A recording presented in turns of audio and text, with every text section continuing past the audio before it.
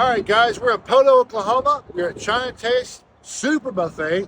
And we're going to try and see if this is truly a super buffet. It's here on Broadway in Poto, Oklahoma. So let's check out the review. As you all can see here, we made it to the buffet. They had a lot of decent options here. It looked like they had some sushi there at the end. And we had all sorts of things, a typical buffet style of things. Area was a tad bit messy, not too bad. But anyway, we liked the variety. There was quite a bit of variety. I know the time we showed up there, it didn't seem like everything was super fresh. But that's not going to be a big deal because we know it's a buffet style and a buffet style review. I went ahead and tried some of these chicken balls here, the battered chicken. It was a decent taste, not too bad. And Spunky had some of the fried rice over there. She said it was so-so as well. I had to try the crab rangoon, as you know, and it held its own, pretty good texture there. It was so-so. I then moved on to some General Tso's chicken. It was a sweet taste to it, so-so.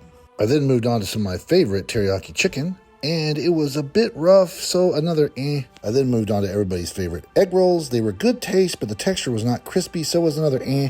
Now on to the lo mein. You've got to have the lo mein right, and honestly, it was more like Chef Boyardee. And Spunky went on to have some vegetable lo mein, and her opinion was also eh. Tried some sushi. Don't know exactly what this was. It was crispy and crunchy. As you see, my chopstick skills are horrible.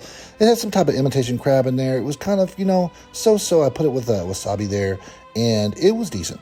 Then again, I went to another type of sushi there. I think it was a seaweed wrap there. Had more of the imitation crab stuff in there. And it also was, well, just honestly, it was kind of just eh. Nothing really stood out in this buffet as a game changer.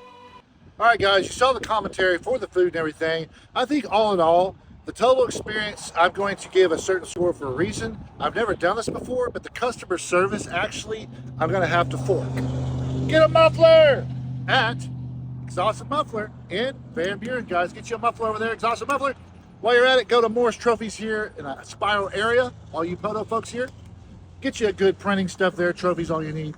But guys, I'm actually forking the customer service here because it was pretty rough.